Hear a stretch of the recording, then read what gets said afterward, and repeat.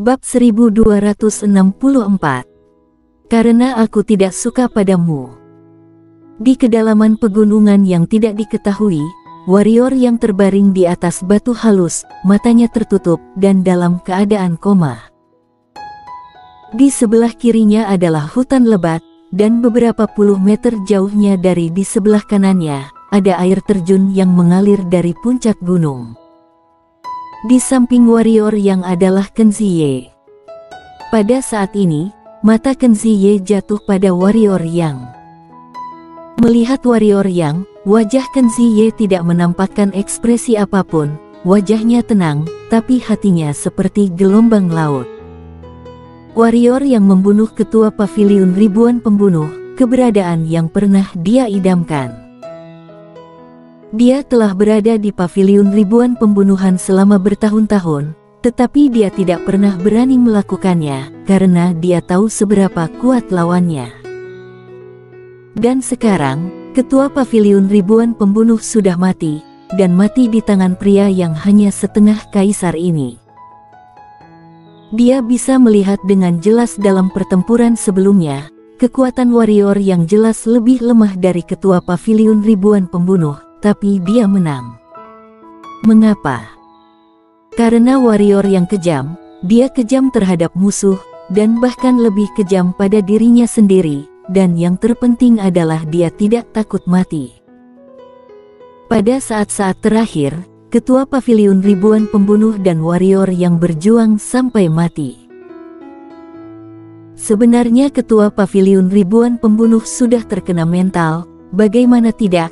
Dia dipaksa bertarung sampai mati dengan warrior yang, sementara warrior yang berinisiatif untuk bertarung dengannya, apakah ada bedanya? Tentu ada perbedaan, setidaknya dari segi aura ketua paviliun ribuan pembunuh sedikit lebih lemah darinya, apalagi dirinya dari awal tidak ingin luka ganti luka atau nyawa diganti dengan nyawa. Dia memiliki keraguan di hatinya, dan ketika dia ada keraguan maka serangan yang dia lakukan juga akan ada keraguan, dan inilah alasan utama mengapa warrior yang pada akhirnya bisa menjadi pemenang. Pada akhirnya, ketua paviliun ribuan pembunuh juga sudah memahami konsep ini dan juga mulai bertarung mati-matian dengan warrior yang, tetapi pada saat itu semua sudah terlambat. Sebenarnya kekuatan warrior yang jauh lebih lemah dari ketua paviliun ribuan pembunuh, dan hal ini tidak perlu diragukan lagi, tetapi dalam pertarungan, yang menentukan menang atau kalah bukan hanya kekuatan, tetapi masih banyak aspek lain. Dalam sejarah, ada banyak contoh di mana yang lebih sedikit menang lebih banyak dan yang lemah memenangkan yang kuat. Untuk warrior yang, Kenziye masih menyimpan sedikit kekaguman di hatinya. Bisa dibayangkan jika warrior yang tidak mati dan terus tumbuh besar, prestasinya di masa depan pasti akan seperti dari Wuji. Kenziye memulihkan pikirannya, dan melirik warrior yang. Cedera warrior yang sangat serius, dapat dikatakan bahwa dia bisa selamat dari cedera yang begitu serius adalah sebuah keajaiban. Menyelamatkan warrior yang. Dia tidak memiliki ide ini, setidaknya sekarang tidak, sekarang dia hanya ingin mendapatkan kembali jiwanya. Warrior yang sekarang dalam keadaan koma, dan ini adalah kesempatannya. Kenziye berjalan ke arah warrior yang dan berjongkok, lalu meletakkan tangan kanannya di perut warrior yang, karena jiwa di tubuh warrior yang adalah miliknya, jadi dia dengan cepat menemukan di mana jiwanya berada. Sebuah kekuatan hisap keluar dari telapak tangannya, dan dua jiwa di warrior yang sepertinya mendengar panggilannya, dan tiba-tiba bergetar hebat. Mereka akan bergegas keluar dari tubuh warrior yang. Merasakan ini, Kenziye langsung sangat gembira. Dan pada saat ini, pusaran pusat energi di tubuh warrior yang berputar, dan segera, dua jiwa menjadi tenang, tidak peduli bagaimana Kenziye memanggil mereka, tetap tidak ada pergerakan. Ada apa? Kenziye mengerutkan kening. Dia mencoba lagi, tapi tetap tidak ada pergerakan. Setelah terdiam lama, mata Kenziye berangsur-angsur menjadi dingin, sebuah belati muncul di tangannya, dan kemudian belati itu menekan perut warrior yang. Tubuhku sangat kuat, kamu harus bekerja lebih keras untuk mematahkannya. Pada saat ini, suara warrior yang tiba-tiba terdengar di telinga Kenziye. Belati di tangan Kenziye berhenti sebentar, dia berbalik untuk melihat warrior yang. Saat ini warrior yang telah membuka matanya dan sedang menatapnya.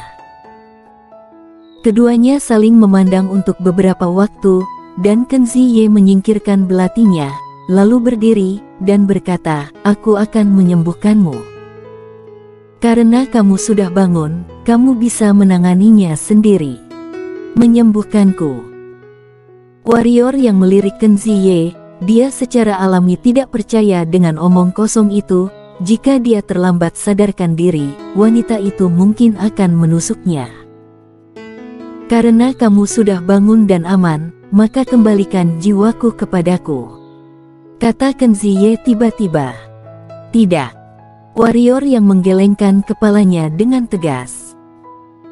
Wajah Kenziye tenggelam, dan niat membunuh melintas di matanya. Aku sudah menyelamatkanmu sampai ke sini, apalagi yang kamu inginkan? Warrior yang berkata, kamu baru saja ingin membunuhku, kan? Ya. Kenziye sangat jujur.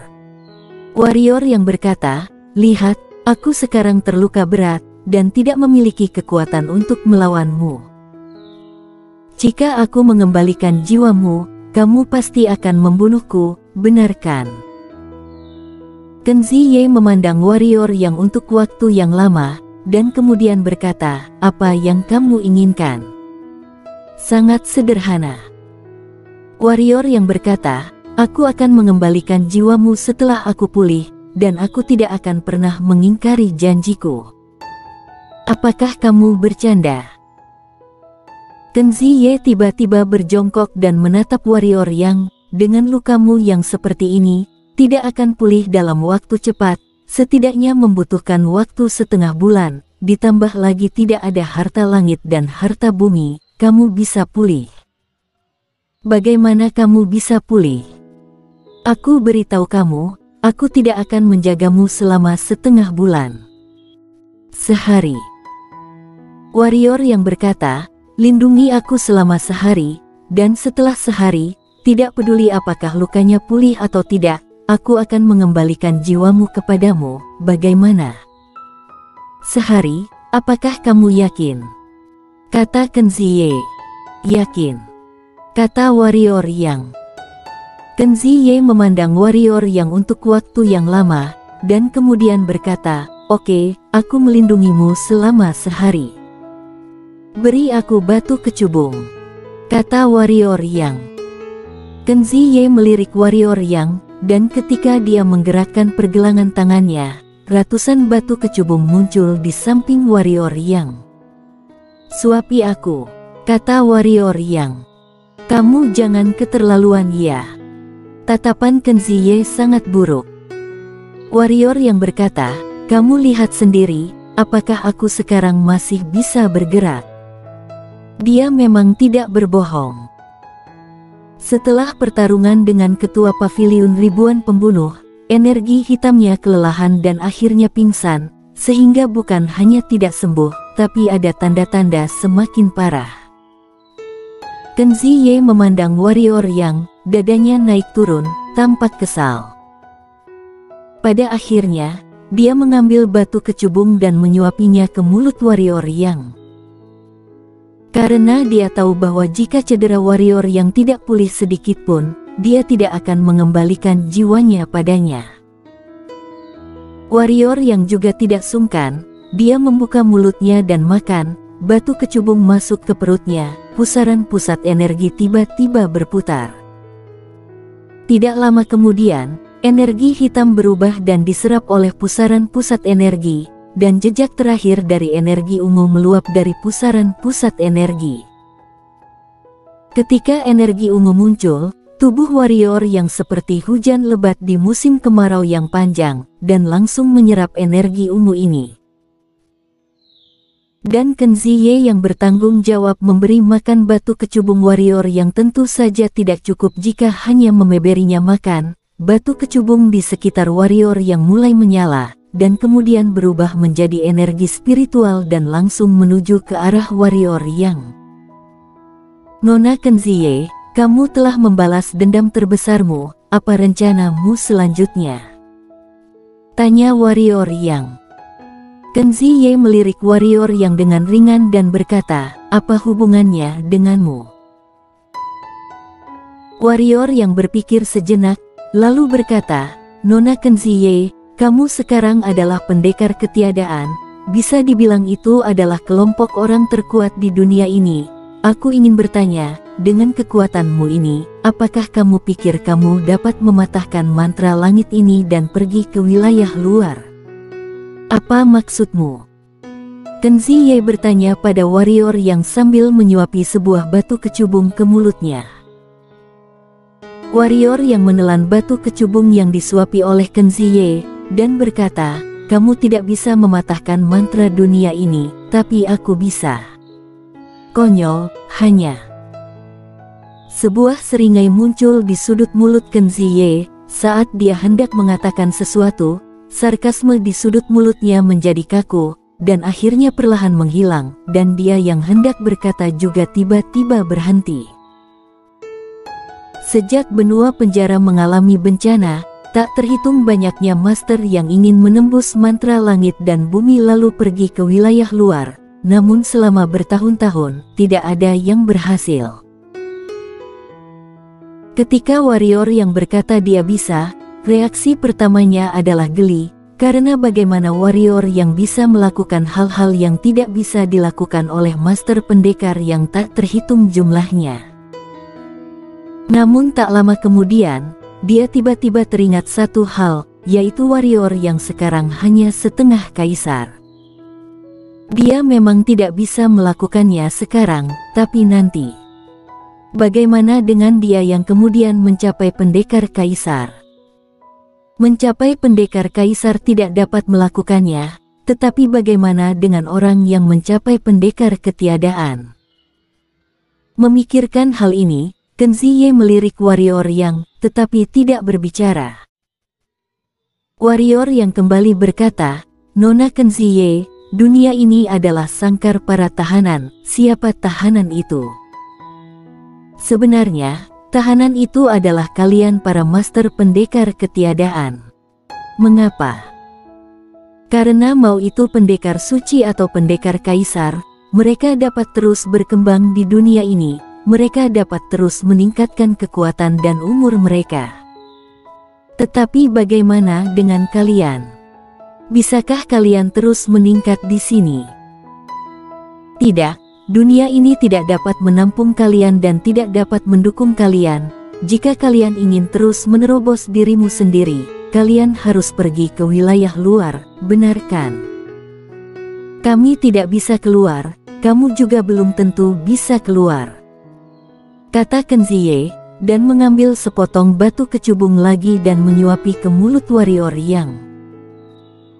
Warrior yang menelan batu kecubung, dan menatap ke arah Kenzie, dan berkata, kalian pasti tidak akan bisa keluar, tapi aku punya kesempatan untuk keluar. Tangan Kenzie yang memegang dan menyuapi batu kecubung ke mulut warrior yang berhenti, dia menatap warrior yang lama, lalu memasukkan batu kecubung di tangannya ke dalam mulut warrior yang, dan berkata, makan, ketika kamu kenyang, kembalikan jiwaku kepadaku. Wajah warrior yang penuh dengan garis-garis hitam, dirinya mengatakan hal ini sama saja dengan membuang-buang tenaga. Namun, warrior yang masih tidak mau menyerah. Wanita ini adalah pendekar ketiadaan dan seorang pembunuh. Jika dia bisa mendapatkan bantuannya, lalu keduanya bekerja sama, pendekar ketiadaan yang biasa dapat dengan mudah dibunuh mereka dalam hitungan detik. Namun, wanita ini jelas tidak menyukainya, dan agak sulit untuk membuat wanita ini bersungguh-sungguh bergabung dengan Liga Pedang. Warrior yang memikirkannya untuk waktu yang lama, dan kemudian berkata, Nona Kenzie, aku dengan tulus mengundangmu untuk bergabung dengan Liga Pedang. Wanita ini adalah orang yang cerdas, dan tidak ada gunanya berbelit-belit dengannya, jadi warrior yang memutuskan untuk langsung ke intinya. Kenzie melirik warrior yang dan berkata, meskipun kamu sudah membunuh ketua pavilion ribuan pembunuh, tapi masih ada keluarga Yuan, keluarga Ye, wilayah rahasia dan yang lainnya. Jika orang-orang ini bersatu, mereka bisa dengan mudah mengeluarkan 10 pendekar ketiadaan. Aku tanya Liga Pedang pendekarmu ada berapa pendekar ketiadaan? Seingatku, satu pun tidak ada. Bergabung dengan Liga Pedangmu. Kamu ingin aku mati? Setelah mengatakan ini dia menyuapi batu kecubung ke dalam mulut warrior yang, lalu berkata, bahkan jika Liga Pedangmu bisa bersaing dengan mereka, aku tidak akan bergabung dengan Liga Pedangmu. Warrior yang menelan kecubung dengan bingung, kenapa? Benar-benar ingin tahu? Tanya Kenzie. Warrior yang mengangguk. Kenzie menatap langsung ke arah warrior yang, karena aku tidak suka padamu. Warrior yang bersambung.